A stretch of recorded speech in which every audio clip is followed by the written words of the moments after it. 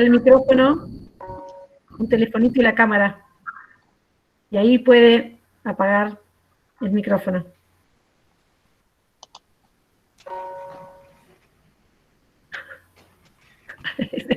Entra gente a la gente. Sí, está abierto el micrófono tuyo, Hugo. Ahí está, perfecto. Excelente.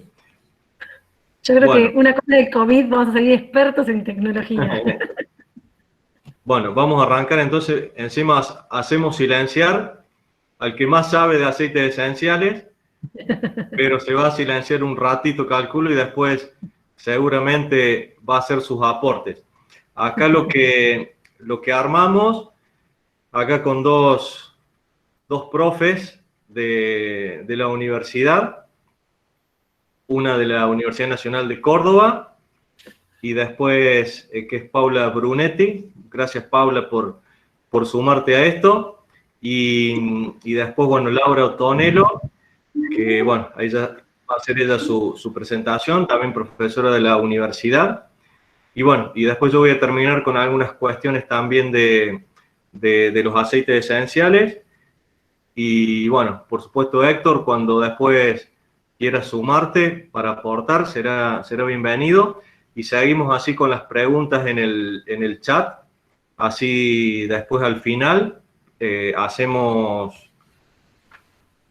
la lectura de esas preguntas, bueno, y nos sacamos todas las dudas. Yo calculo que hay muchas. Y bueno, ya con estas experiencias que hemos visto, están bárbaras, ¿no? Entonces, bueno, yo voy a buscar compartir. Vos, Paula, ¿ya podés hablar? Sí, hola, buenas tardes. Muchas gracias por la invitación. ¿Se escucha?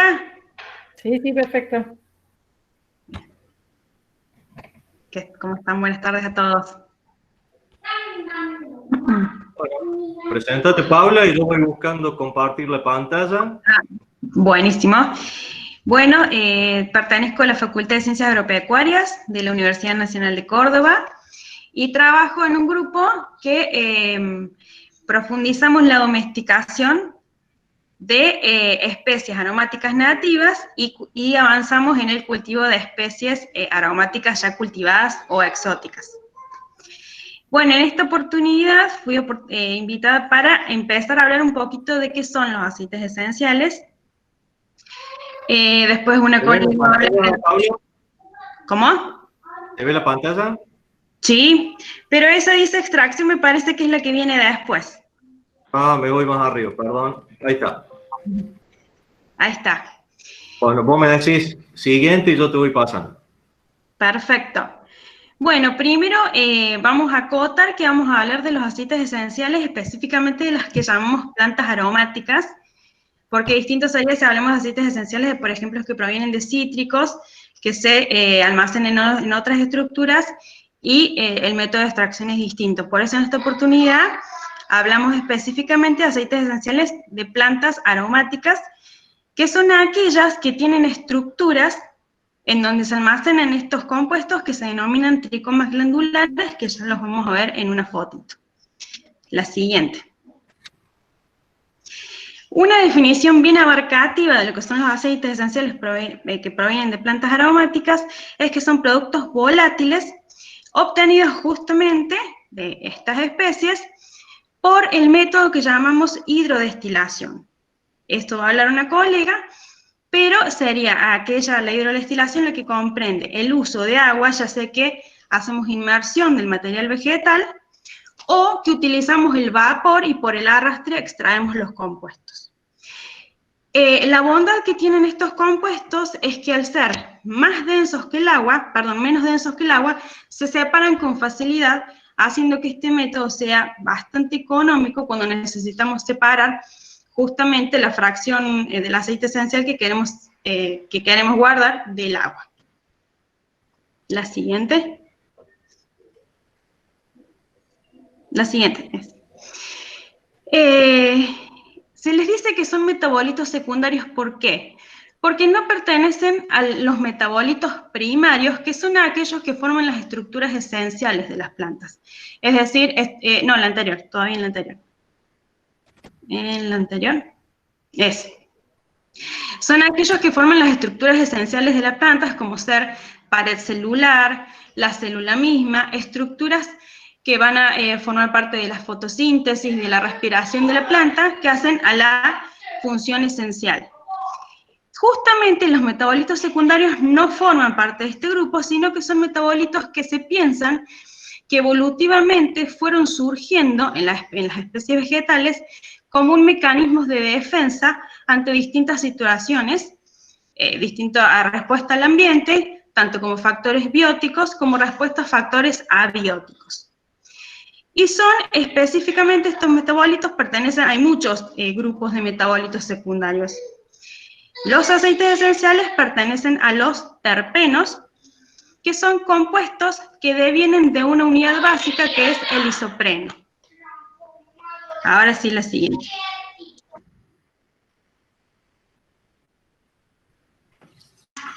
No sé si se siente que tengo a mi hijito hablando. Espero que no se lo escuchen. Bueno, ahora sí, no vamos a meternos demasiado en la parte química, pero simplemente vamos a mostrar esta diapo que muestra una unidad isopreno que posee 5 átomos de carbono, esa es la unidad básica. Si solamente nos quedamos con la unidad de isopreno, esto nos define dentro de los terpenos un hemiterpeno. Si se unen 2 moléculas de isopreno, pasamos a tener una molécula de 10 átomos de carbono que forman un monoterpeno, que son los compuestos más comunes de los aceites esenciales. Si se unen 3 moléculas, tenemos una molécula de 15 átomos de carbono, que se denomina sesquiterpeno, y así sucesivamente diterpenos y de ahí en adelante. Los que más encontramos en los aceites esenciales que trabajamos comúnmente son los monoterpenos y, en menor medida, los sesquiterpenos. Estos compuestos son agentes, por un lado, alelopáticos, y por otro lado, es decir, alejan a otros organismos, ya sea alejar a otras plantas o alejar a otros animales, o también pueden tener la función de atraer, por ejemplo, polinizadores. Estos dos roles ecológicos son los más importantes que podemos mencionar y que evolutivamente justamente se cree que han surgido para cumplir estas funciones en el ámbito donde crece la planta. La siguiente.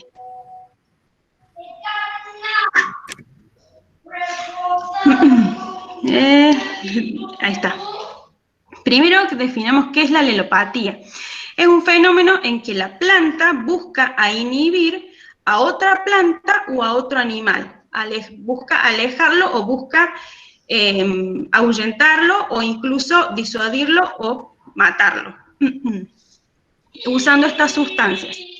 La que más nos interesa es aquella, desde el punto de vista del por qué producimos plantas aromáticas, es la relación que tiene la planta aromática con los organismos, específicamente con otros animales, o con otras bacterias, o con otros virus, es decir, la función de defensa que tiene la planta. No nos vamos a meter en lo que es la función alelopática de una planta que busca inhibir el crecimiento de otras plantas, que sería la alelopatía planta-planta, sino más bien la alelopatía planta-organismos. Ahora la siguiente.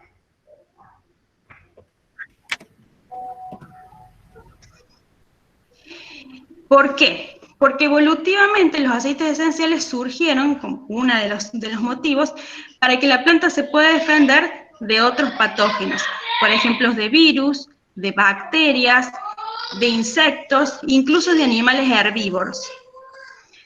Entonces, es justamente este rol que cumple la planta lo que le ha dado, cuando logramos aislar el aceite esencial de la planta, le ha dado la potencialidad infinita que tiene el uso de los aceites esenciales como antimicrobianos, como antivirocidas, antilarvicidas, etcétera, etcétera. Es lo que le ha dado justamente el interés que tienen los aceites esenciales. La siguiente. Por eso son ampliamente explotados en la industria alimenticia, como hoy en día como conservantes, justamente por las capacidades antioxidantes que tienen, antimicrobianas. Bueno, en la industria cosmética, porque son muy ricos, muy aromáticos algunos de ellos, pero además, por las funciones antioxidantes que tienen para proteger a la planta, bueno, y propiedades terapéuticas, bueno, y demás lo que estuve mencionando. Entonces, esta relación que surgió evolutivamente de las plantas para defenderse de organismos patógenos es lo que las hace hoy, es lo que hace hoy tan interesante el poder extraer los aceites esenciales y aplicar. No solamente producir las plantas aromáticas, sino lograr extraer el aceite esencial y fomentar el agregado de valor en función de las propiedades que pueden tener. Y por último, estos aceites esenciales son sintetizados y acumulados en estructuras que denominamos tricomas glandulares. Este que se ve aquí en la imagen se corresponde a un tricoma glandular de la menta piperita. Los tricomas glandulares pueden estar ubicados, depende de la especie, en la epidermis de la hoja, también en el tallo, en algunas especies, y también incluso en la flor.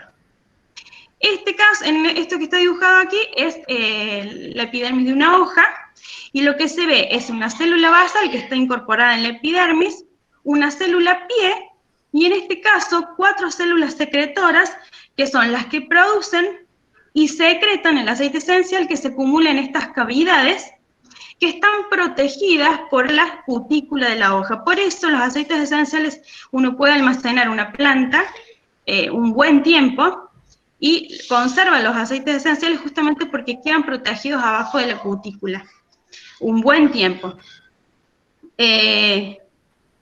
Y en esta foto, que pertenece a la especie Lipia integrifolia, vemos que no solamente las plantas, porque muchas veces confundimos lo que son los tricomas no glandulares, vemos una hoja peludita, esos son tricomas, lo que le da la pilosidad a la hoja son los tricomas no glandulares.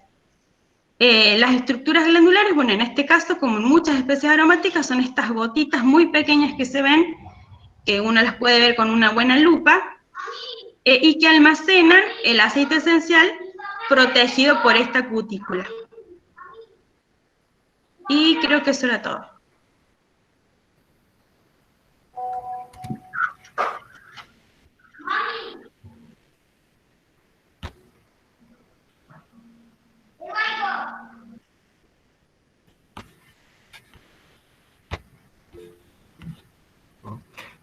Excelente, Paula. Bueno, ¿se escuchó bien? ¿Se vieron bien las diapositivas? Sí. Bien, bien, Aníbal, buenísimo. Bueno, Laura, ¿estás por ahí? Hola, ¿estoy ahí? Ahí estamos, buenísimo. Hola, bueno, buenas tardes a todos. Hermoso escuchar las experiencias de nuestro país en el cultivo de la lavanda, de escuchar a Paula. Yo soy profesora en la Facultad de Agronomía de acá de la Ciudad de Azul, la Universidad Nacional del Centro de Buenos Aires. En realidad yo trabajo en la licenciatura en Tecnología de los Alimentos. Nuestra facultad tiene varias carreras y bueno, están relacionadas lo que es Facultad de Agronomía con alimentos. Nosotros trabajamos todo lo que es materias primas y tengo una asignatura a mi cargo que se llama Tecnología y Calidad de Productos Vegetales, Aromáticos y Medicinales. Y en esa asignatura, dentro de un proyecto de investigación, trabajamos con aceites esenciales, como decía Paula, investigándolos como conservantes naturales. Una de las plantas que hemos trabajado, que seguimos trabajando, es la lavanda. Desde el 2002 se han estado trabajando la adaptación de diferentes plantas a esta zona, ¿sí? De diferentes plantas aromáticas, entre ellas las lavandas. Tenemos evaluación de lavandas híbridas, dentro de los híbridos, una buena evaluación del híbrido abrial y del grosso. Nos faltaría evaluar lo que es el híbrido super y la lavanda angustifolia, volver a probar, porque en realidad cuando probamos fue en llano y no nos dio resultado, pero bueno, ahora que hay tantos interesados en cultivar lavanda, como Jimena y las que empiecen a cultivar, vamos a hacer la evaluación de cultivo de lavanda angustifolia. Y en la región de Boca de la Sierra, que está más elevado, es más rocoso, yo creo que ahí tiene que venir bien la lavanda angustifolia. Bueno, yo lo que les vengo a hablar en este momento es de la destilación. Si querés, Cristian, ahí mostrar la presentación. Trabajamos con un destilador escala laboratorio, como decía Aníbal y Verónica, marca Stigmine,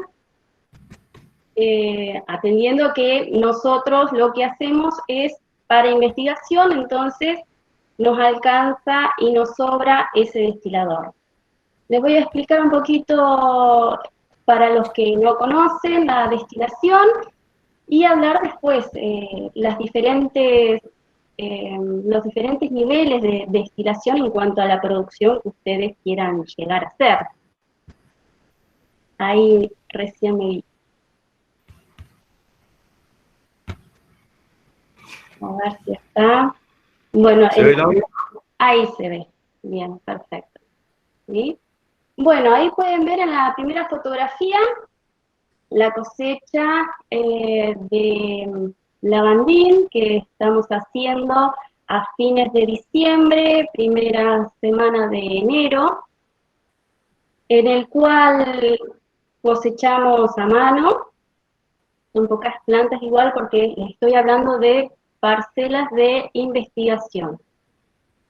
Esos canastos vamos cosechando, lo dejamos abajo de un árbol, a las temperaturas de esa época se va deshidratando, pero sí o sí en nuestra zona, que es húmeda, después necesitamos un galpón, un lugar donde ingresar el material vegetal para seguir deshidratándolo y que no se humedezca, porque si se humedece pierde la calidad. ¿Sí? Por ahí ese problema en Córdoba no lo tienen, o en Mendoza o en esa región. Bueno, en los cajones vemos que está con los tallos.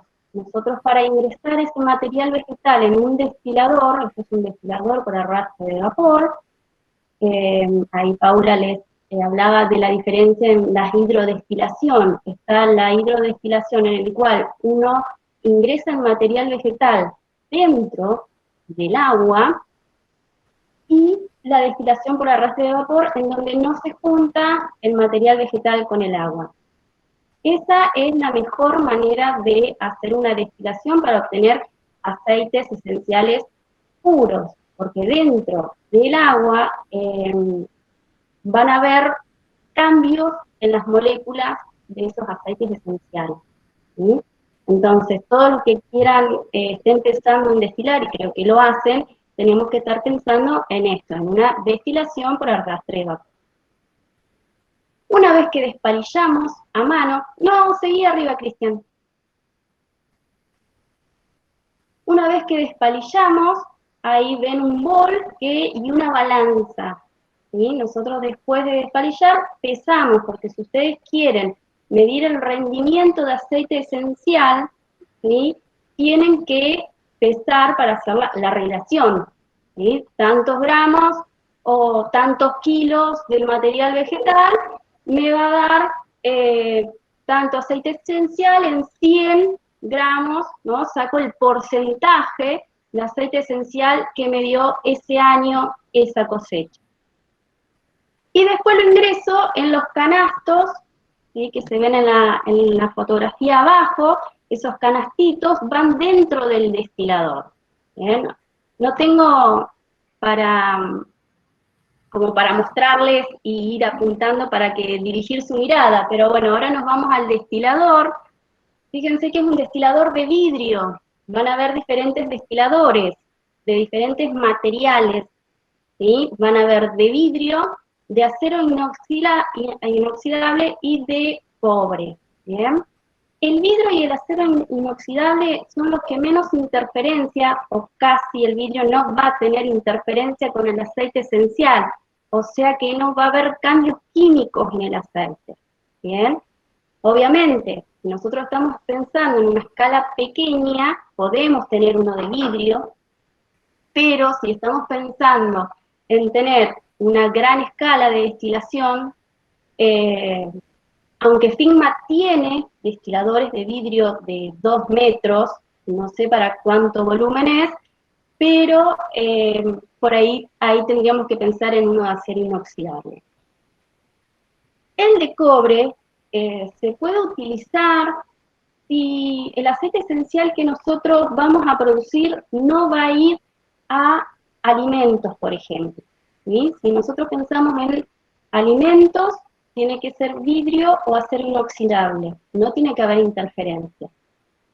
No nos vamos a poner a la discusión si es mejor o peor calidad con uno de cobre, porque en la antigüedad se viene haciendo de cobre, es según para qué lo utilicemos. Igual que con los híbridos de las lavandas y las lavandas, ¿sí? Elegimos la lavanda según el producto que nosotros queremos hacer o a quién se lo queramos vender. Lo mismo con el tipo de destilación, de destilador que vamos a utilizar. Bueno, ahí en la fotografía ven que ahí está unido a una canilla, o sea que para hacer una destilación sí o sí necesitamos agua, ¿sí? Mucha agua, que es lo que va a hervir. Este es un destilador en el cual tiene una resistencia para calentar el agua y llevarla al punto de ebullición. Cuando llega al punto de ebullición, el vapor de agua sube, atraviesa todo el material vegetal y se va condensando y se va acumulando todo ese vapor y pasa por el tubo hacia el costado a lo que se llama el refrigerante. Por ese refrigerante va pasando el agua fría que viene de la canilla, ¿sí? Entonces, una vez que ese vapor de agua que va arrastrando todos los aceites esenciales porque son volátiles, se acumulan, pasan por ese tubo, se acumulan, chocan con el refrigerante, ahí condensa. O sea que pasa de el estado de vapor al estado líquido. Y ahí es donde nosotros nos vamos recolectando. ¿En qué vamos recolectando? Dos productos, el aceite esencial y el hidrolato. ¿Bien? Pero, ¿qué es el hidrolato? Nosotros cuando hablamos de hidrolato estamos hablando de ese agua que se evaporó, ¿sí? Y se condensó con pequeñas partículas de aceite esencial que no se pueden separar y con sustancias que son hidrosolubles, o sea que se solubilizan en agua, que no las vamos a encontrar en el aceite, pero sí en el hidrolato. Ese hidrolato también tiene un valor comercial, cada vez más se están sabiendo sus propiedades. En este proyecto de investigación también estoy estudiando los hidrolatos para darle un valor agregado y también utilizarlos como conservantes en los alimentos, de alguna manera. Estamos investigando eso. Este hidrolato va a tener el aroma del aceite mucho más suave, porque obviamente está muy diluido, ¿sí? Mayormente agua. Todos los aromas, también más en la lavanda, a medida que pasa el tiempo, se van agudizando o se van madurando, se le dice. No es lo mismo el aroma de la lavanda recién destilada, es más fuerte, más penetrante. Estoy hablando del híbrido más que nada, porque es el que conozco. Y a medida que pasa el tiempo, esos aromas o esas notas van madurando. Y lo mismo pasa con el hidrolato. Bueno, una vez que tenemos el hidrolato y el aceite esencial, ¿sí? por diferencia de densidad, como ven ahí, dijo Paula, es menos denso el aceite esencial, está por arriba, y empezamos a separarlo. Ahí ven en la fotografía que hay dos Erlenmeyer, en uno va a ir goteando el hidrolato, ¿sí? Entonces por una destilación vamos a obtener mucho hidrolato en relación al aceite esencial, ¿sí? Para destilar una lavanda, más o menos estamos en una destilación, se dice entre 40 minutos y 1 hora. Es lo que nosotros tenemos que dejar el destilador en funcionamiento para extraer todo el aceite esencial de ese material vegetal que ingresé. En este caso, ese tiempo es para la cantidad de material vegetal que coloco en este destilador. Por ahí, en destiladores mucho más grandes, con mucho más volumen, el tiempo hay que ir cambiándolo. Eso también, cada especie es diferente, entonces nosotros vamos también estudiando cuánto tiempo en cada especie. Una forma de destilar es esta en el cual nosotros deshidratamos la lavanda y destilamos flores deshidratadas o flores secas, ¿sí? En una producción, casi todos los productores lo que más quieren es sacar del campo y llevar directamente al destilador. Entonces ahí la destilación va a ser en flores frescas y tallos. Siempre cuando destilamos, si querés, Cristian, pasá la otra. Siempre cuando destilamos tenemos que decir ese rendimiento de aceite esencial en qué fue, porque no es lo mismo el rendimiento que yo puedo obtener con flores secas, que ahí dice rendimiento de aceite esencial del 1,9% al 7 o al 9 según que esté destilando. Si destilo una brial, si destilo un grosso, ¿sí? El grosso tenemos un rendimiento mucho más bueno que un híbrido tipo brial. Y si nosotros destilamos flores frescas y tallo, ¿sí? El rendimiento va a bajar. Entonces yo no puedo comparar mi rendimiento de aceite esencial con un rendimiento en el cual destilaron flores frescas y tallos y todo el material vegetal, ¿sí? Como se cosechó, se ingresó al destilador. Bueno, y acá les pongo las imágenes entonces de un destilador que sería industrial, por ahí un destilador grande, como dice Aníbal y Verónica, que están viendo su construcción, ¿no? Yo el destilador por arrastre de vapor que les mostré en escala laboratorio, tiene una resistencia, entonces eléctrico, ¿bien? En este caso estamos viendo un esquema de un destilador en donde para hacer entrar en ebullición el agua estamos utilizando material vegetal, ¿sí? Diferentes leña, lo que fuere. Pero el dispositivo es el mismo, ¿bien? Tenemos el agua, después una malla donde se coloca un canasto mucho más grande. El agua va a entrar en ebullición, va a traspasar todo el material vegetal, arrastrando esos aceites esenciales que son volátiles, esos terpenos de los cuales habló Daniela.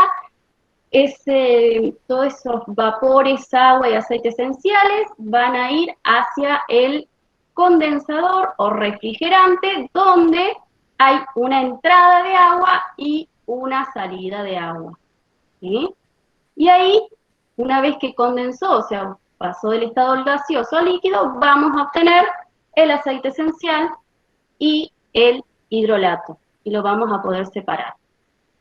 Hay muchas formas de destiladores, algunos destiladores ya hasta separan el aceite esencial y el agua, y bueno, los tenés que separar, después lo separamos por decantación, con pipeta, se puede utilizar alguna sustancia para sacarle al aceite esencial todo el agua, que es el sulfato de sodio anhidro. Pero bueno, hay que saber usarlo porque te puede contaminar el aceite también.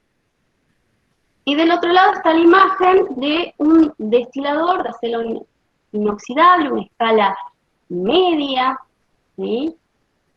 Que ese destilador lo tiene la marca CIT Ingeniería, que ahí les pongo, los diferentes lugares que venden destiladores o que pueden llegar a ser destiladores, de lo que he investigado, ¿no? Finman, que es por ahí el destilador que tenemos en la facultad y el que por ahí he nombrado. Después está FB Ingeniería en Córdoba. Eloy Álvarez, lo buscan así en internet, lo googlean y van a entrar a las páginas. Y yo creo que System Ingeniería o Eloy Álvarez deben estar haciendo destiladores a medidas y demás, que están pensando en una producción grande, ¿sí? Y cosechar, ingresar todo el material vegetal fresco en el destilador. Si uno está pensando en una producción de que quiere tener plantas de lavanda para su producción de velas, de una marca de cosmética artesanal, para turismo y solamente para los que vayan, si tienen un lugar para ingresar, hablo en la zona de azul, ¿no? Un galpón como para ingresar el material deshidratado y guardarlo e ir destilando cuando quieran, eso se puede hacer. Dura mucho, si está bien oreado el material, dura mucho en cajas de cartón, sin pintura, en un galpón fresco, sin luz. Nosotros hemos investigado, y por ejemplo en el orégano, tenemos orégano cosechado en el 2008, destilado en 2018, y tenemos el mismo rendimiento, casi igualito que si fuera cosechado en 2018 y destilado en 2018. Entonces, con buenas prácticas, ¿sí?, podemos llegar a tener los mismos rendimientos. Y lo que hemos visto en los lavandines tipo Abrial, que es los que hemos estudiado más que nada acá, que podemos tener 40, 150 o más kilogramos de hectáreas por año, ¿sí? Obviamente que todo eso depende de genotipo, condiciones ambientales y eficacias de la extracción. Esto es lo que vengo diciendo siempre, o sea, no es lo mismo el rendimiento que pueden llegar a tener en Córdoba, el rendimiento que pueden llegar a tener en el sur, el rendimiento que pueden llegar a tener en Puerto Madryn, o el rendimiento que podemos llegar a tener nosotros en esta zona, ¿sí? Entonces, por eso hay que hablar de la adaptación de cada una de las plantas, ¿sí? Y después de ahí, también la calidad del aceite esencial, o sea, la composición química de ese aceite esencial, va a ir cambiando según la región en la que estemos cultivando y destilando. Por eso es importantísimo hacer esto, la cromatografía, la apertura molecular, y saber qué es lo que estamos produciendo. Nosotros por ahí lo que decimos que para hacer una apertura molecular, juntar 3 años de cosecha de aceite esencial, ¿sí? Y porque ahí va a tener más o menos una relación de cambio de ambiente de esos 3 años, un día muy lluvioso, otro año normal, un año seco. Entonces juntamos los aceites de 3 cosechas y ahí hacemos una apertura molecular. Y más o menos vamos a tener una noción de qué aceite estamos produciendo. Bueno, espero haber sido clara, que les haya servido para los que recién quieren empezar, y bueno, y esto es lo que estamos haciendo desde Azul, y bueno, muchas gracias a Jimena por invitarme, y bueno, estamos acá para crecer todos juntos. Bueno, Laura, excelente. Muchas gracias, muchas gracias. Seguimos entonces, ¿cómo están? ¿Estamos cansados? ¿Seguimos? ¿O continuamos la próxima clase. Seguimos entonces, ¿cómo están? ¿Venimos bien? Bien. Buenísimo. Bueno, entonces, bueno, acá seguimos con la presentación.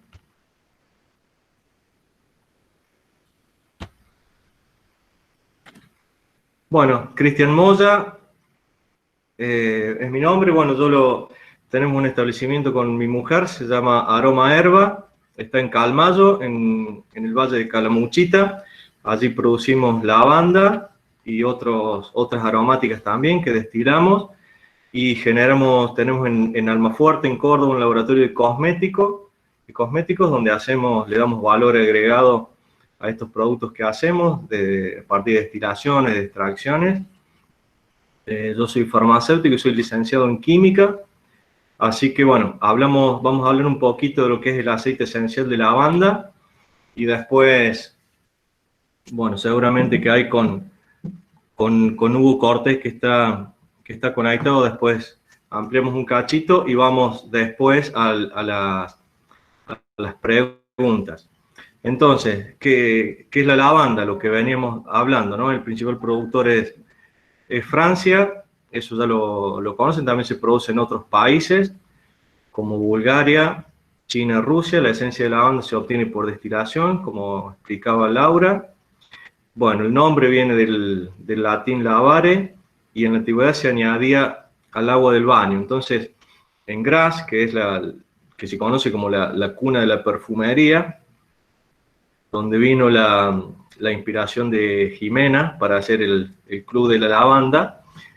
Bueno, allí los guanteros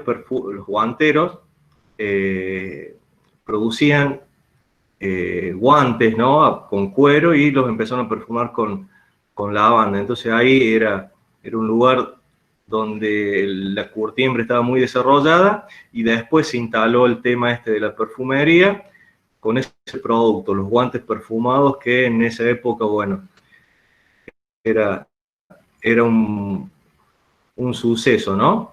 Y por esta causa muchas veces se habla de que les ayudó en las pestes, que eran terribles en esa época, ¿no?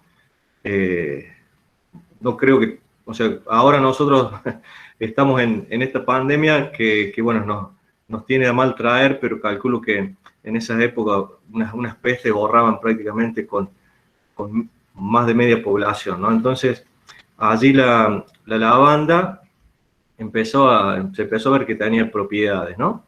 Entonces, tiene propiedades antisépticas, estimulantes, antiespasmódicas, cicatrizantes, y lo que se conoce más tradicionalmente es que calma las jaquecas y los nervios, ¿no? Y bueno, su aroma, se dedica a la perfumería, entonces, bueno, se ve bien, ¿no? ¿Se escucha? A ver si Jimena, si me decís.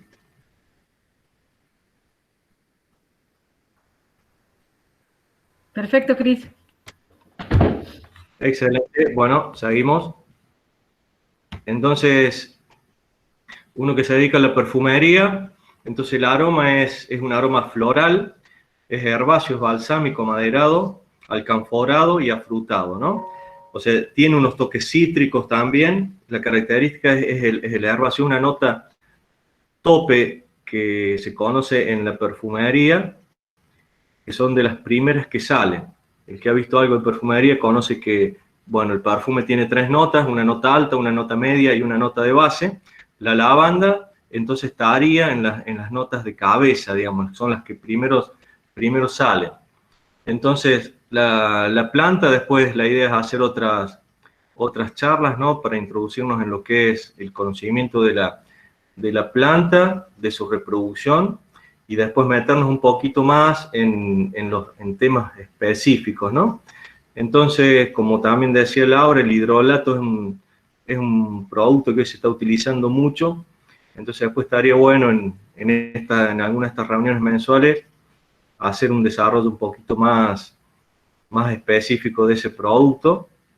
Y bueno, entonces, como todos saben, se utilizan las flores que se comercializan desecadas, y de allí extraemos su esencia, ¿no? El olor es característico, es agradable, el sabor es aromático.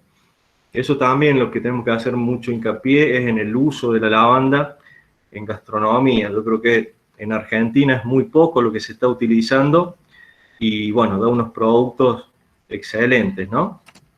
Con ese toque que puede ser diferente a la menta, como con más glamour, digamos, más específico, o un poquito más cítrico, o sea, un helado de lavanda y otros productos que, bueno, le da ese frescor, digamos, que tal vez estamos más acostumbrados nosotros a la menta o a la peperina, pero la lavanda le da esa frescura, pero con ese toquecito herbal que es riquísimo también para lo que es el sabor, ¿no?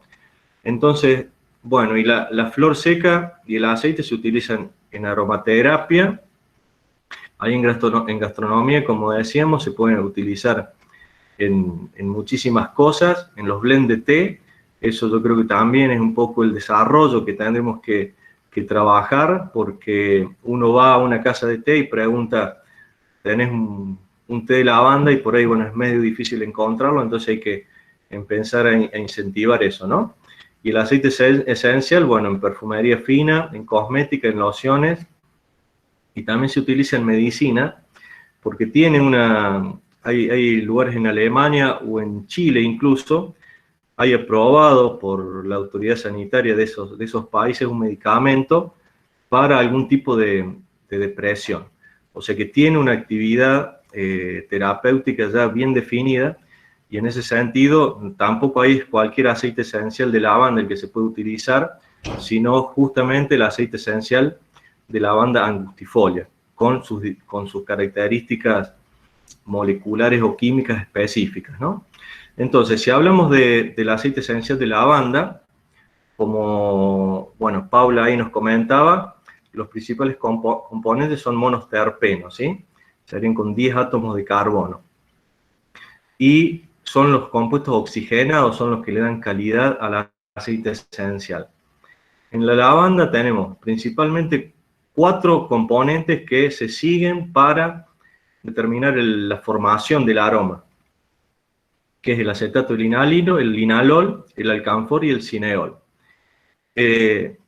O sea, normalmente la calidad comercial depende de la proporción de los de mayor calidad, se dicen que son los que tienen acetato de linalilo, seguido por el linalol. Esos compuestos son los que le dan valor, principalmente pensando en esa calidad de aroma que se utiliza en perfumería. No, por ejemplo, en aromaterapia. Allá hay, por ejemplo, la lavanda latifolia, que tiene mucho alcanfor y cineol, tiene sus propiedades específicas para uso en aromaterapia. Pero en lo que es cosmética, perfumería, la calidad se la da el acetato del linalilo y el linalol.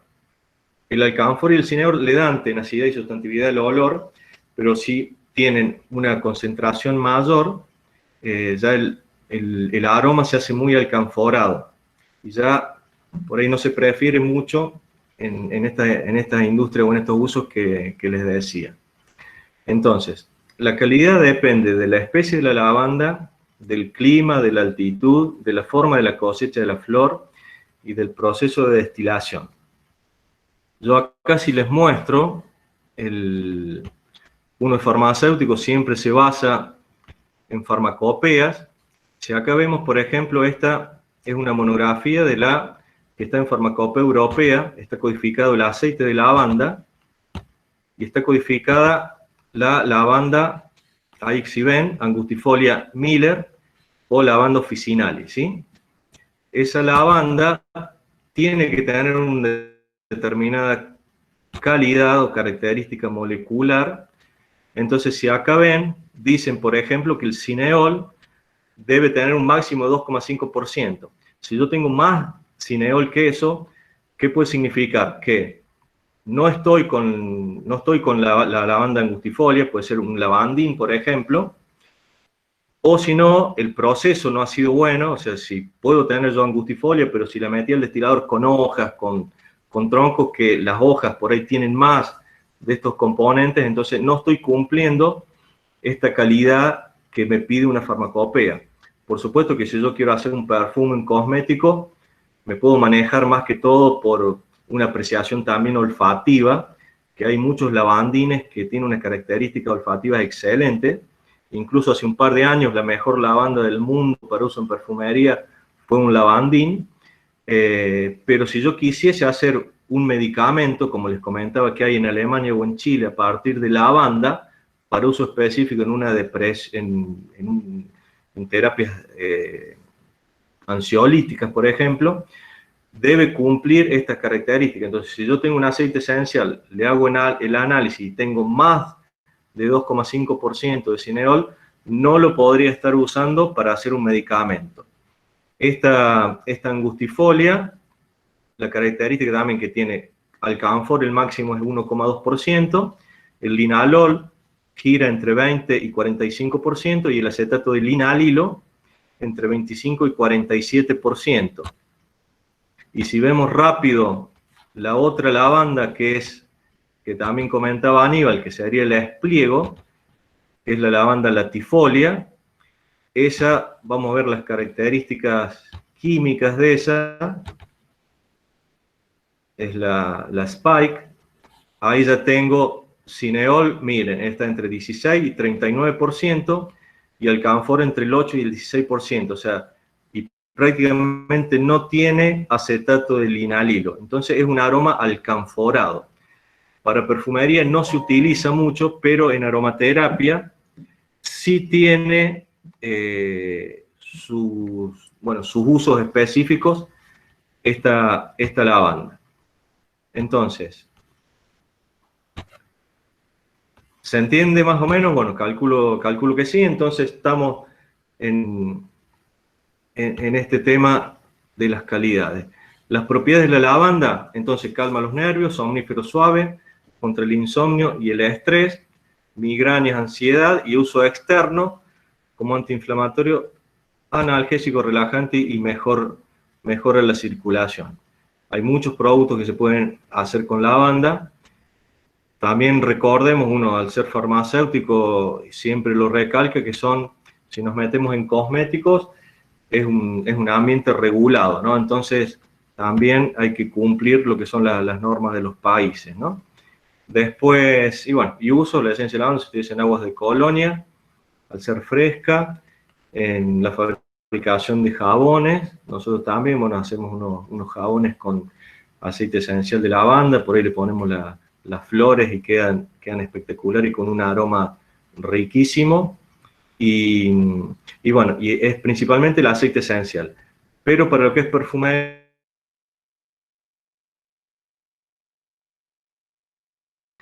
y así se obtiene el concreto de lavanda o el absoluto de lavanda, que también se utilizan en perfumería, pero ya las características son diferentes en el aroma y en la composición.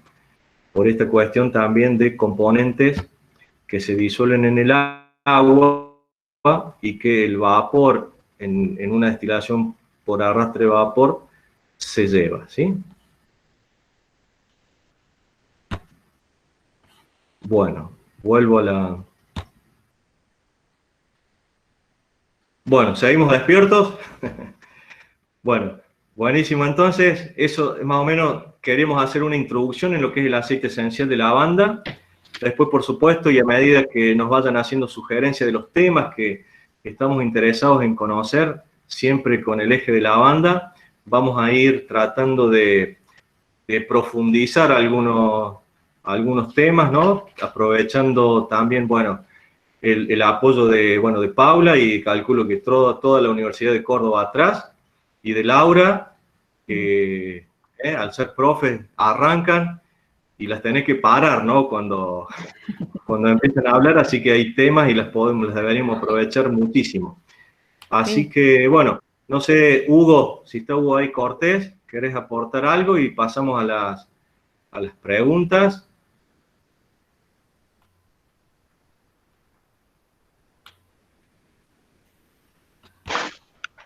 Hola, ¿sí me escuchan? Ahí sí. Perfecto. Bueno, bien, Cristian, mira, yo podría agregar muchas cosas. Este tema de aceites esenciales da para mucho. Hay mucha bibliografía escrita, hay, hay cosas que son genéricas y hay cosas que son particulares. El tema con el aceite esencial, yo escuchaba recién, me pareció muy interesante la exposición de Paula y de Laura, y por supuesto también la de Cristian. Ahora, yo hablo un poco más por la experiencia, o sea, a ver, en lo personal, yo hace 40 años que me dedico a esencia, y fundamentalmente a esencia de lavanda. Como todos ustedes saben, hay una cantidad muy grande de variedades. A veces veo en el chat que muchas personas preguntan cuál es mejor, cuál es peor, cuál sirve. Esto en realidad, las lavandas que sirven, ¿cuál es la mejor? Bueno, la mejor lavanda es la que a mí me sirve. ¿Por qué digo esto? Porque ustedes pueden partir de la base de que por ahí a veces hay nombres científicos o no tanto. Se habla de lavandina breal, lavandín grosso, lavandín super, lavanda angustifolia. En realidad, son parte de una familia que tienen una diferente composición química todas. Y lo que se vende en el mercado mundial, en general, son mezclas. Entonces, cuando uno va a un importador y le dice, mira, quiero lavanda, te dice, mira, tengo tal tipo de lavanda, una lavanda 30-34, una 40-42, tengo una Brial simple, tengo un lavandín bajo y tengo una lavanda Mont Blanc. ¿Cuál es la diferencia de eso? Es lo que a veces la gente habla como cantidad de ésteres, o mejor dicho, hablan como acetato de linalilo. En realidad, la lavanda es una planta que tiene varios compuestos químicos, como recién explicaba muy bien Paula y Laura. Pero si nosotros hablamos de los tipos de ésteres que tiene la lavanda, en realidad tiene un montón de ésteres. Tiene acetato de linalilo, acetato de lavandulilo, acetato de bornilo, de terpenilo, de citronelilo, de un montón de cosas. Como es bastante complicado, ¿qué se hizo? Se mide la cantidad de ésteres tomándolo como acetato de linalilo, que en realidad no es que todo sea acetato de linalilo. ¿Qué quiere decir esto? Que la planta tiene mayor cantidad de ésteres o menor cantidad de ésteres. En contraposición a los ésteres. Hugo, acá, por eso, la idea era, sí, Hugo, sí, era empezar a hacer una introducción al aceite esencial. Entonces, por eso uno marcó los 4 principales, ajá, pero bueno, está bien que desarrolles el resto. Y por supuesto que, bueno, vamos a seguir con profundizar todos estos temas, ¿no? bien. Pero seguí. No, bueno, el tema es el siguiente. Nosotros cuando medimos, normalmente en el laboratorio, cuando destilamos, ¿qué hacemos cada año? Sacamos una muestra y medimos el índice que tiene. Nosotros tenemos 3 tipos de índice: índice de éster, índice de ácido e índice de alcohol. Hay una correlación entre ellos, que mientras mayor es el índice de éster referido al índice de ácido, mejor calidad de esencia tenemos para el uso que le damos. ¿Por qué pasa esto? Porque no todos los años la cosecha es la misma. De hecho, si incluso destiláramos, por ejemplo, a principios del mes de diciembre, tendríamos un índice de éster muy alto y un índice de ácido muy bajo, pero el rendimiento sería menor. Si al revés destiláramos a fines de la cosecha, es decir, a fines de enero, febrero, tendríamos un índice de éster alto, un índice de, índice de ácido alto, un índice de éster bajo y un alto rendimiento. ¿Qué es lo que buscamos? Esto es como una curva de Gauss, como las curvas. Ahora están de moda las curvas, pero esto siempre nos pasó a nosotros con las curvas. Se toma una curva desde que empieza la floración, cuando todavía la espiga no está madura, hasta que ya está seca. En el medio, el momento ideal de corte sería, digamos, el 10 de enero, 10, 15 de enero. Eso es imposible y antipráctico y antieconómico hacerlo. Calculen que si ustedes tienen por hectárea aproximadamente 7 toneladas de flores, habría que tener destiladores muy, muy grandes para usarlos 3 o 4 días al año y nada más. Entonces, lo que se hace es comenzar en una época, terminar en otra, tomarse un tiempo, digamos, de 40 a 45 días, después mezclar la esencia, homogeneizarla y de ahí salir con lo que yo les decía al principio. Una esencia que está estandarizada al lugar, a la región, a las cuestiones ecológicas, climáticas, etcétera, que nos dicen qué tipo de esencia es la que tenemos.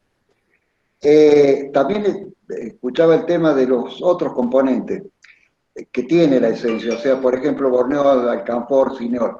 Nosotros, por práctica, en el uso nuestro, en el laboratorio, tratamos de evitar esos productos precisamente por el uso que nosotros le damos. Tengo entendido, yo no soy un experto en la materia, en lo que hace a las propiedades medicinales, no conozco de eso muy poco. Y el tema es de que es inversamente proporcional a la perfumería. Mientras mayor cantidad de productos tales como alcanfor, cineol y borneol tiene una esencia, menos es la calidad para perfumería. Por eso que la angustifolia es la que se le dice angustifolia, que nosotros le decimos más bien lavanda de arriba del 60% de ésteres, es una lavanda muy fina para perfumería, pero tiene el problema que es muy cara, es muy costoso la cosecha, y solamente es rentable cuando esos cultivos se hacen por encima de los 1800, 1900 metros sobre el nivel del mar. Nosotros acá en la cumbre estamos a 1170 y los rendimientos no son buenos, son más o menos, la usamos nada más que para uso interno. Por eso que el lavandín siempre es más versátil. ¿Por qué? Porque el lavandín uno lo toma, lo lleva al laboratorio, le analiza esos índices que yo le dije y los corrige. Otra cosa que también es, ya que hablamos de destilación, bueno, si uno puede aportar, de hecho cualquier pregunta que quieran la hace. Yo hice algunos apuntes acá. Por ejemplo, destilar en seco y en fresco. Bueno, la destilación en seco no tiene valor para lo que es industria. ¿Por qué? Porque cuando yo seco la flor, en el proceso del secado, que puede durar, depende que tenga un secadero con aire controlado o no, no importa. El tema es que el secado implica eliminación de humedad. Cuando se produce la eliminación de humedad, se expulsa de la flor una cantidad de componentes no volátiles, o sea, digamos lo que nosotros llamamos los no condensables, y también condensables, que se van con el aire y con la humedad.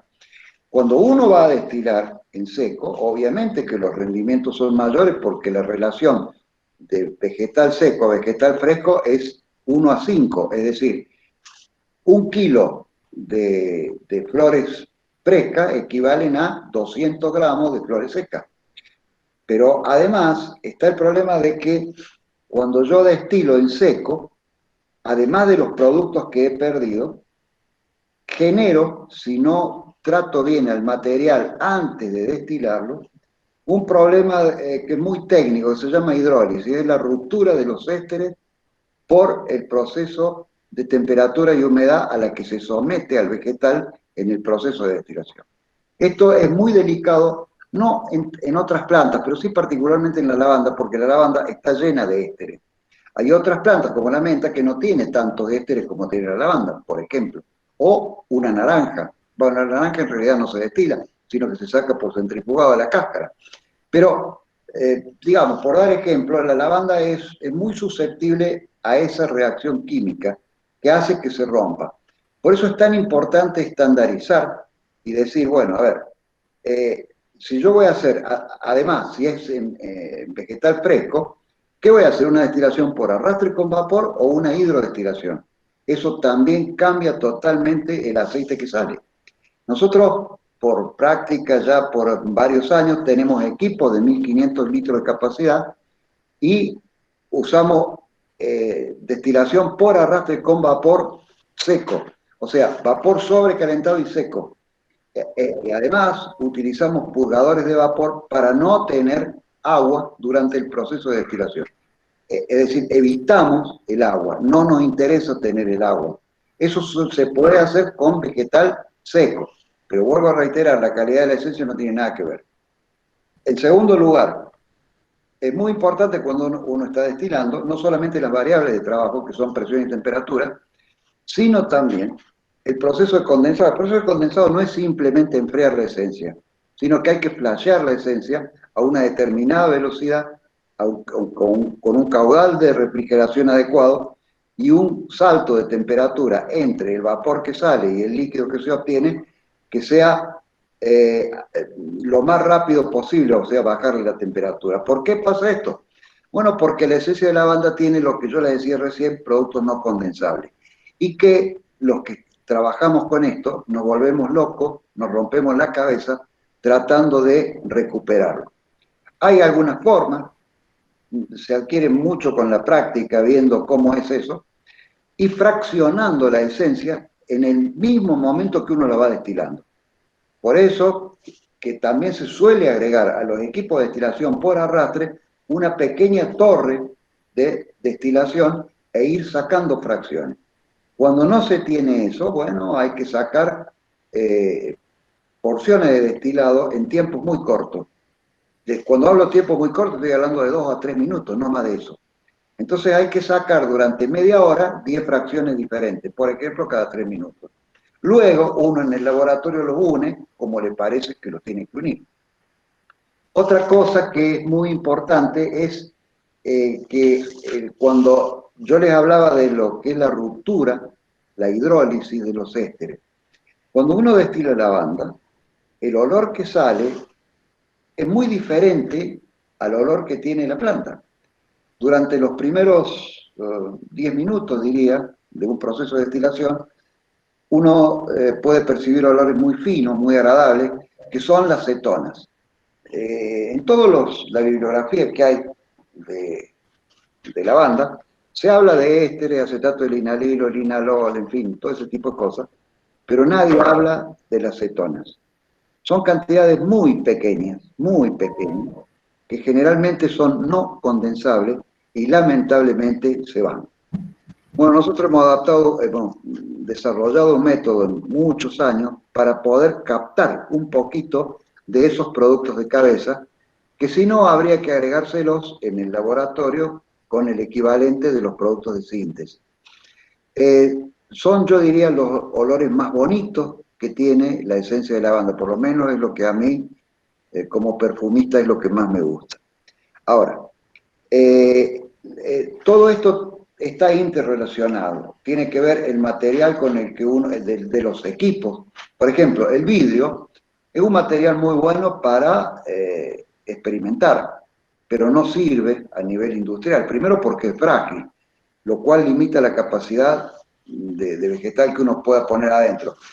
Y otro problema muy grande es que el vidrio es un pésimo conductor del calor. Uno lo que tiene que tratar es de conservar la temperatura en el alambique y de disiparla lo más rápido que pueda en un condensador. Con el vidrio eso no se puede hacer. El cobre es un buen material para trabajar. El problema con el cobre es que la esencia disuelve parte a ver, ¿cómo les puedo explicar? Sale pigmentada, sale con color. Una cosa indeseable en perfumería son las esencias con color. Ya tenemos problemas cuando usamos esencias tales como vetiver, patchouli, wintergreen, que son esencias sumamente, manzanilla azul, en fin, son esencias muy, muy coloreadas que nos da mucho trabajo quitarles el color, perdón. Obviamente, lo que más se utiliza, lo más práctico es el acero inoxidable. Tiene algunos problemas con la transferencia de calor, pero se pueden solucionar. Si alguien me preguntara, le diría de entrada que ni piense en otro tipo de material, salvo que sea acero inoxidable. Eso sí, el problema que tiene es que es caro, pero bueno, es lo que yo puedo aconsejar.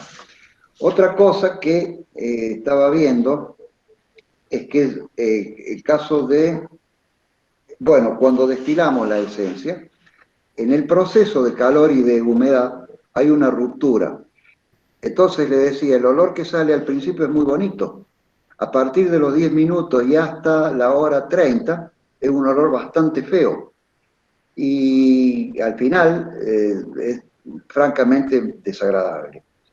Esto es precisamente por el proceso que va degradando los ésteres que naturalmente tiene la lavanda.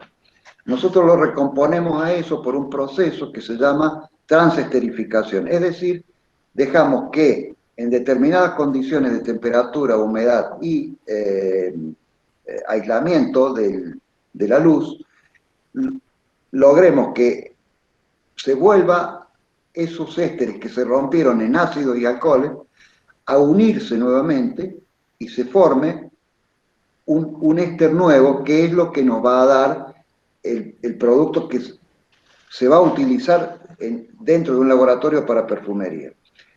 Por eso es que las lavandas, si ustedes se fijan en algún perfume que hayan visto de lavanda en el mundo, siempre lleva un calificativo. El calificativo acá en Argentina, en español, es vieja lavanda. Los ingleses le llaman Old Lavender, los franceses le llaman Ancien Lavande. Es decir, que si la lavanda es vieja, no sirve. Además, por eso es muy importante no solo el proceso de destilación, sino el cuidado que tiene la esencia en las 2 o 3 horas posteriores a haber sido destilada. Los rendimientos, bueno, los rendimientos varían mucho, varían muchísimo por todas las condiciones en las cuales se cosechó, sea condiciones de clima, condiciones, esos son muy importantes, ¿no? La temperatura, la humedad, pero también la época es muy distinto al principio que al final de la destilación. ¿Qué otra cosa más se me queda en el tintero acá para...? Bueno, sí. Eso es, Hugo, si es vieja, No, ¿no sirve? La lavanda vieja es la más fina de todas. Es la mejor. Es la mejor. Lo que pasa es que...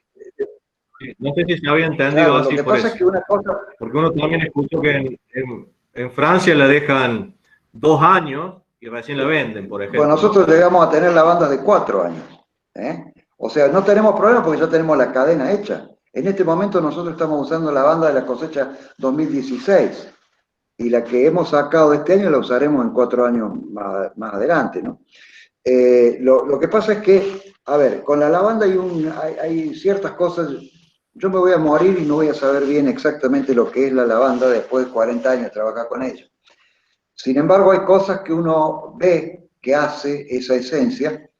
Bueno, en general todas las esencias lo hacen. Es muy dinámico lo que pasa adentro. Porque a veces nosotros vemos que tiene necesidades de oxigenación y una cosa es eso y otra es la oxidación. Si yo no cuido la esencia en las condiciones que debo cuidarla, apenas salen del alambique, corro el gran riesgo de oxidarla. A mí me han traído muestras al laboratorio de gente que hace y son lavandas totalmente oxidadas y eso no se puede recuperar. Ni siquiera con una redestilación, con cohobación con sal, por ejemplo. No se puede, no hay forma de sacarla. Por eso el tratamiento posterior a la esencia es, no sé si más importante, pero tiene la misma importancia que cuando uno la destila. Que vuelvo a reiterar, la esencia que se usa industrialmente es la que se saca de flor fresca, no flor seca, nunca. La flor seca es solamente para laboratorio. Y además, los resultados que nos dan los análisis a nivel industrial son mentirosos, precisamente porque al ser cantidades muy pequeñitas, bueno, es como que estoy tomando características que no hacen a lo general, sino va a lo particular. Y en el mercado se vende lo general, no lo particular. O sea que... Sí, eso, Hugo, ahí sí, lo que se guarda en el tiempo es la esencia. Y escúchame, ya, a ver, yo creo que acá hay gente que también recién está empezando, está pensando en poner lavandas, y bueno, y recién mucho arrancando, y hay comentarios de gente bueno, que sabe mucho. Podemos hacer, para la próxima reunión, hacemos aceites esenciales 2, y nos contás bien el tema este de, más que todo, de la cromatografía, las composiciones, que ya podría ser un puntito más a desarrollar ya para, porque por ahí la idea era meternos en los aceites esenciales y después ya hacer otra charla un poquito más detallada. ¿Te comprometemos para la próxima? Sí, no hay problema, no, yo sino que como estaban hablando de aceites esenciales, hay ciertos mitos que hay que en la práctica no existen.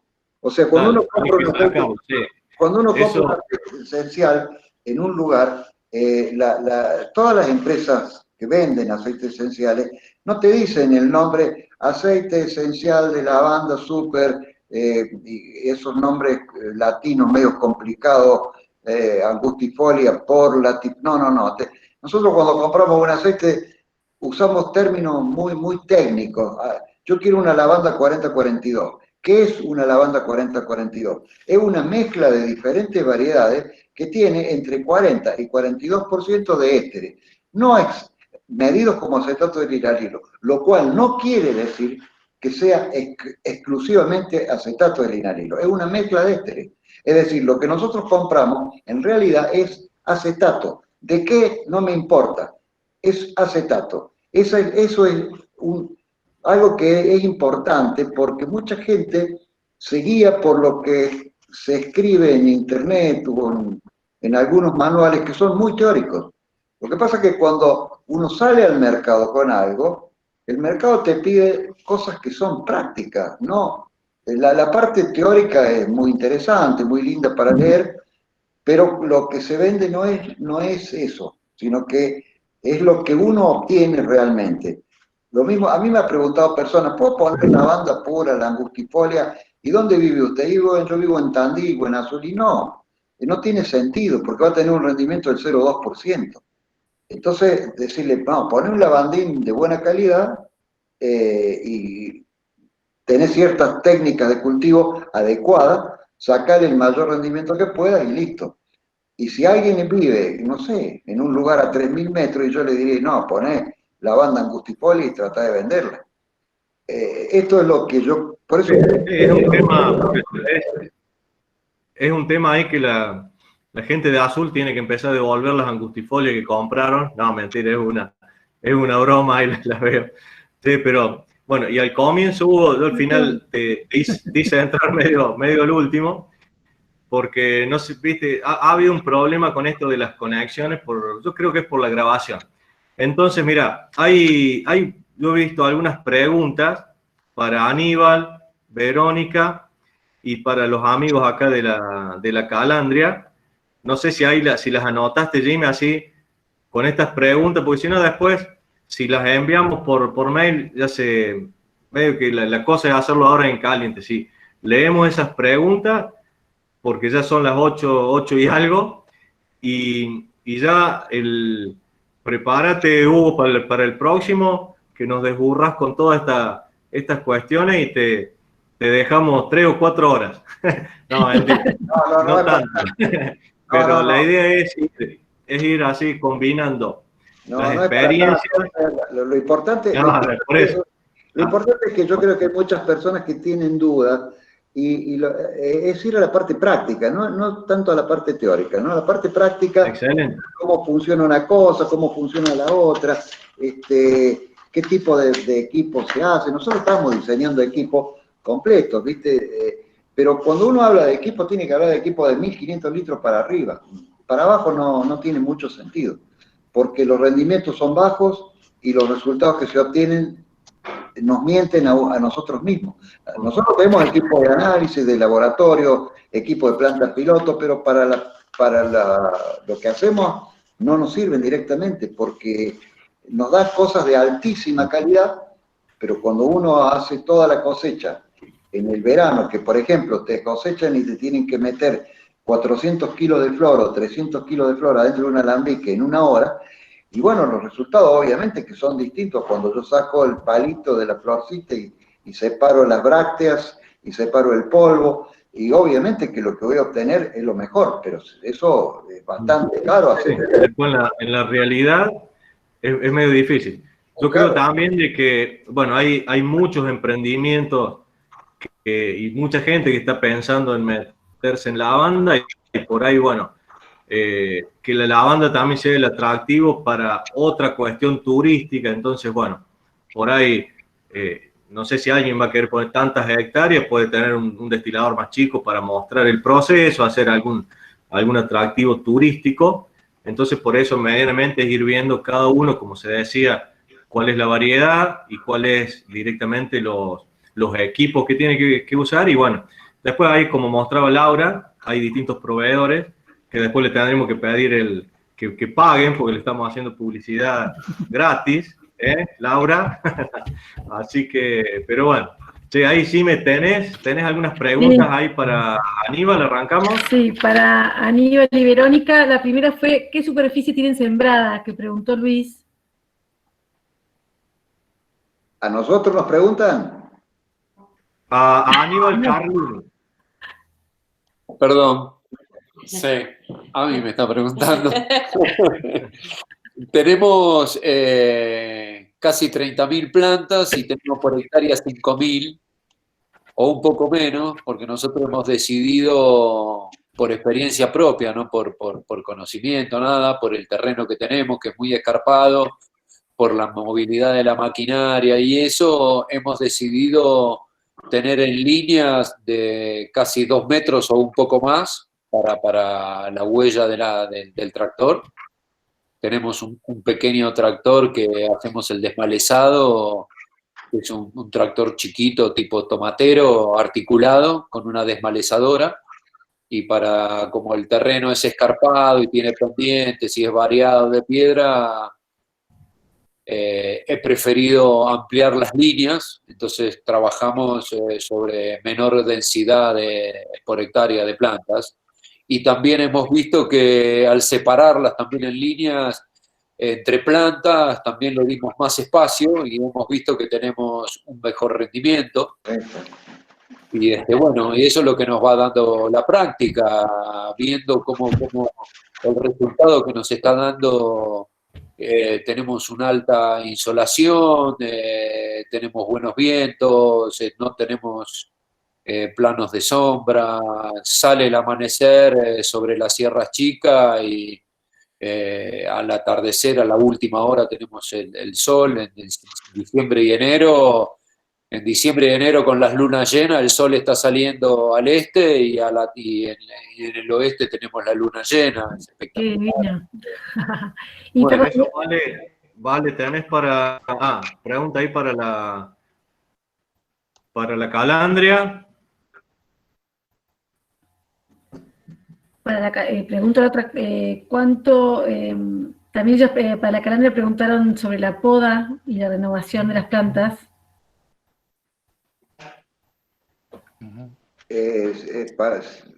A ver, si es para mí, les digo, un lavandín en producción no puede estar más de 10 a 11 años. ¿Qué pasa? Pasa como con cualquier ser vivo, como nos pasa a nosotros, nos ponemos viejos y producimos cada vez menos. Entonces lo que conviene siempre es sacarla a la planta, ponerle al suelo lo que la planta le quitó durante esos 10 o 12 años y comenzar con plantas nuevas. En una lavanda de tipo Mont Blanc, Meillet, Barrem, que es lo que normalmente se llaman angustifolias, esas plantas sí pueden llegar a durar 20, 25 años. Pero podar no es económicamente rentable, porque hay que hablar, como recién decían, la densidad de plantación, que me parece correcto, 5.000 plantas por hectárea es una buena densidad de plantación. Normalmente se suele usar 6.600, pero la lavanda genera, sobre todo los lavandines, lo que se llama efecto de bordura.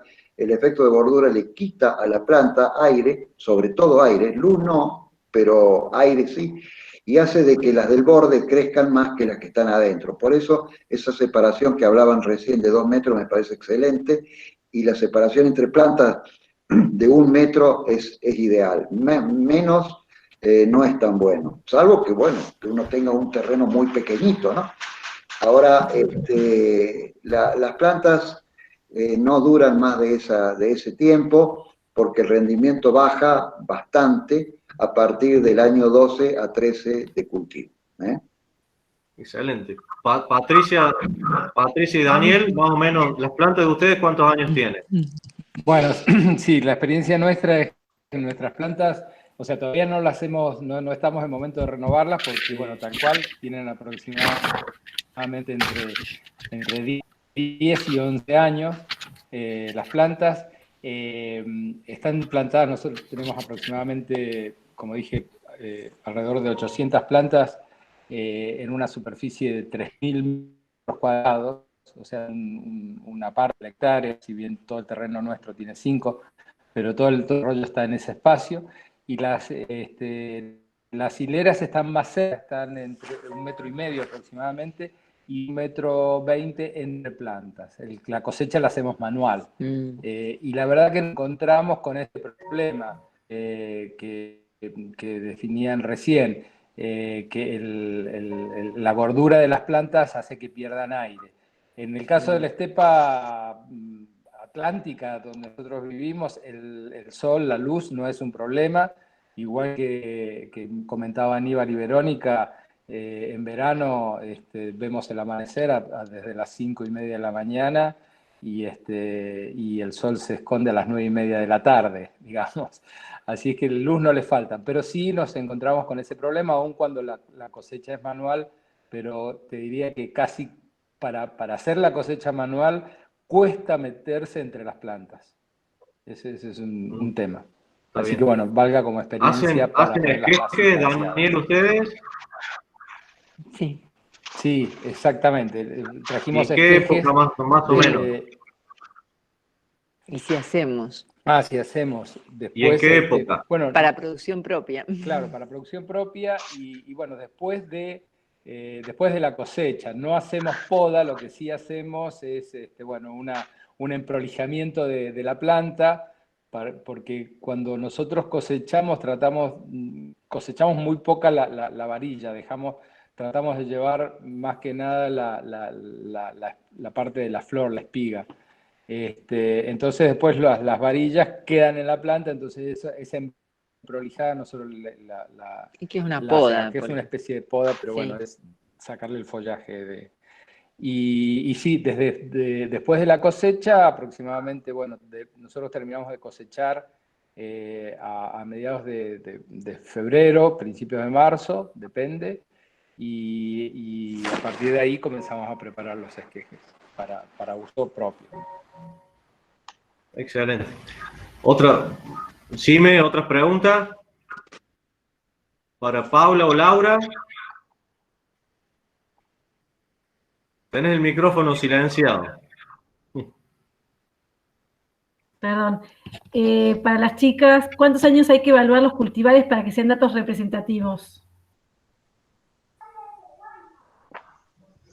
Hola. ¿Laura? Bueno, no sé si Laura iba... Dale, para que Paula. para que los datos sean representativos para una especie cualquiera, cuando la planta ya ha llegado a su madurez, ha pasado por lo menos un ciclo fenológico completo, nosotros ya las evaluamos. No sé específicamente en el caso de la lavanda, pero en las otras especies con las que nosotros trabajamos, ya si la planta cumplió un ciclo fenológico completo, ya analizamos el aceite esencial. El momento, nosotros hasta ahora venimos trabajando, analizando el aceite en las distintas especies en el momento de plena floración, que es por lo general el momento óptimo de cosecha para muchas especies. Bueno, y eso hay que evaluarlo, el momento óptimo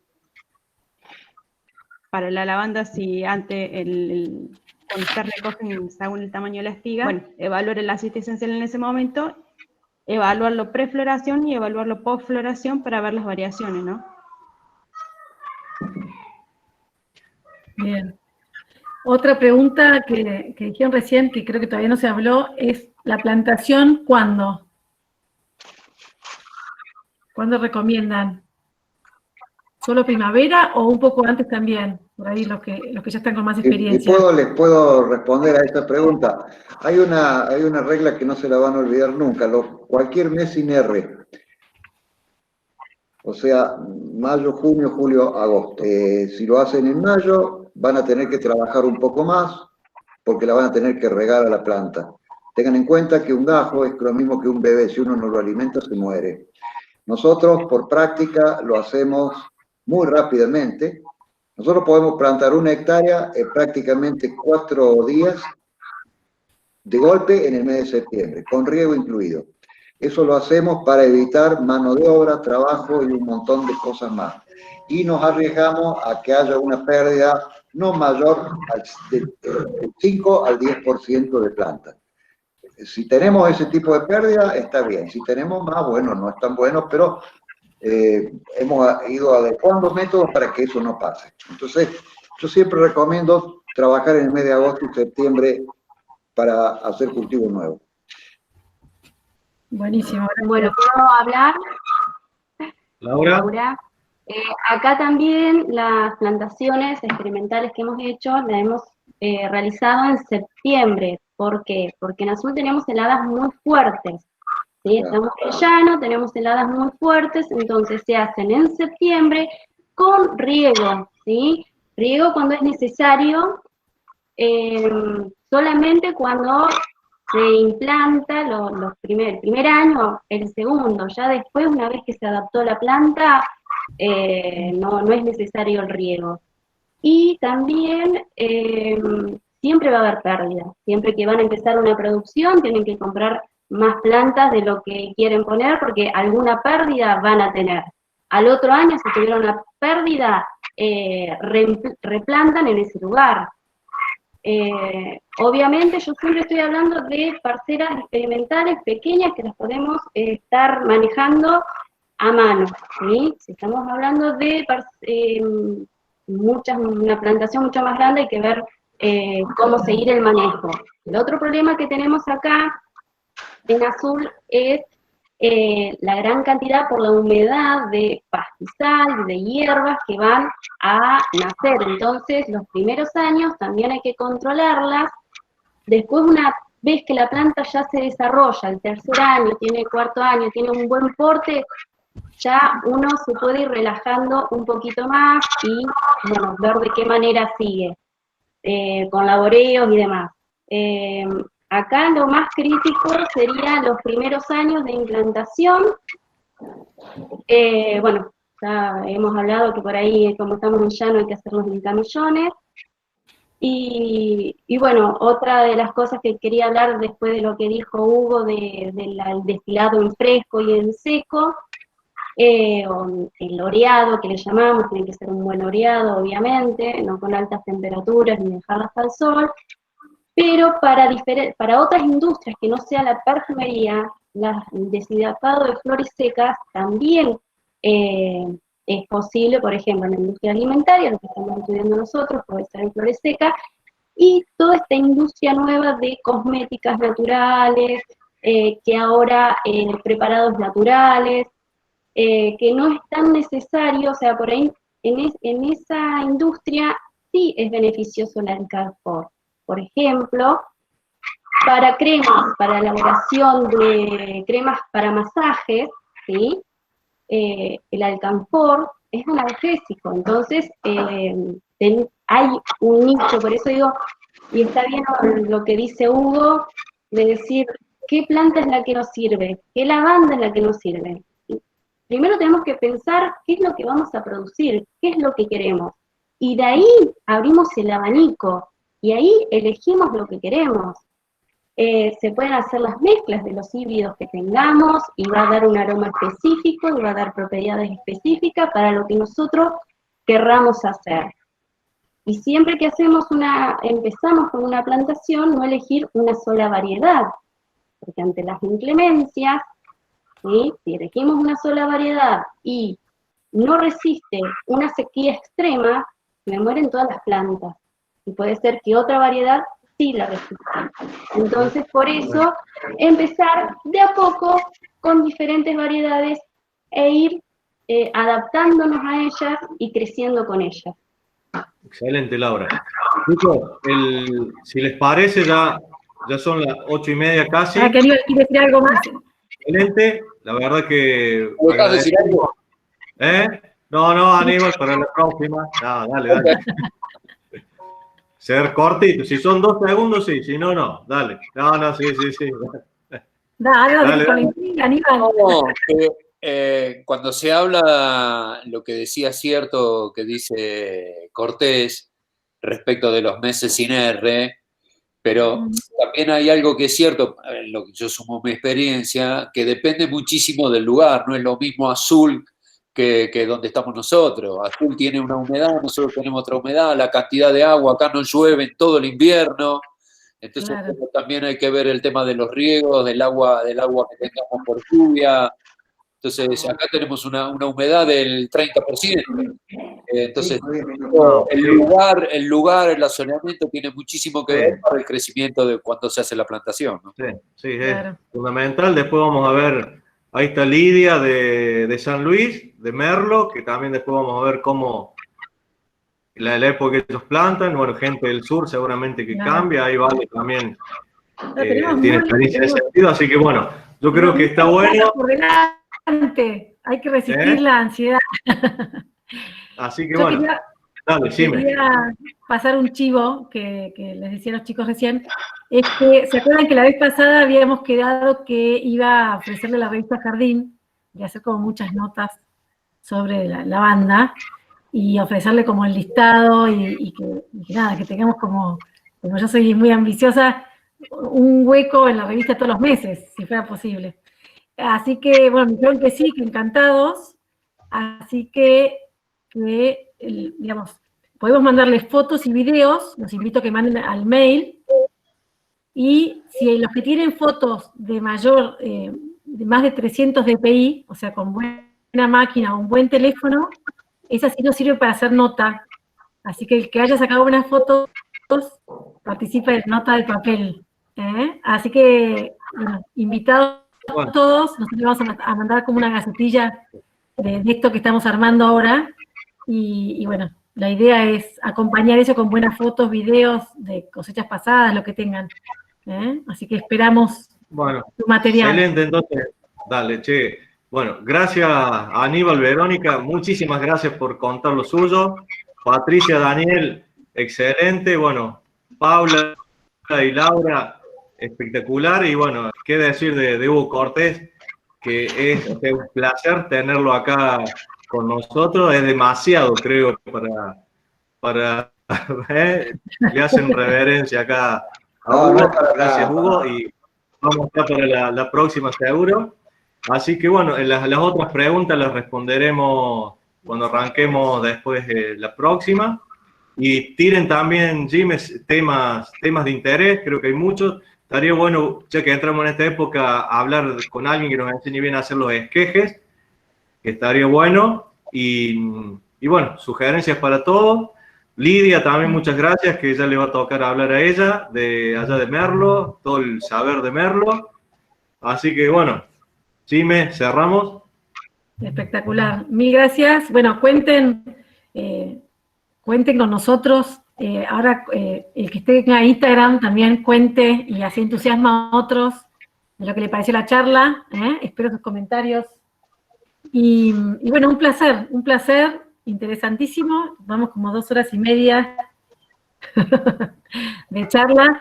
Así que, bueno, sigamos con este entusiasmo y esto de compartir, que me parece que es genial. Y cada uno es de su casa, me parece que es una gran oportunidad.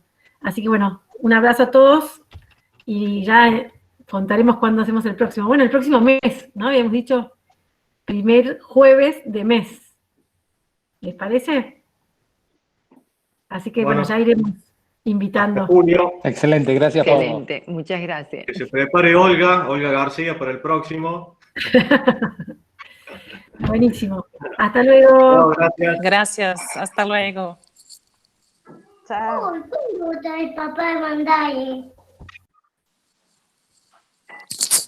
Gente, super legal. Super, super legal.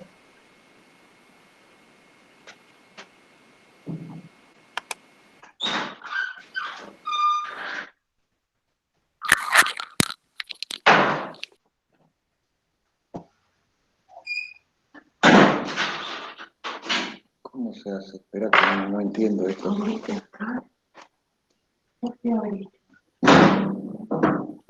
sé, no sé cómo se hace para...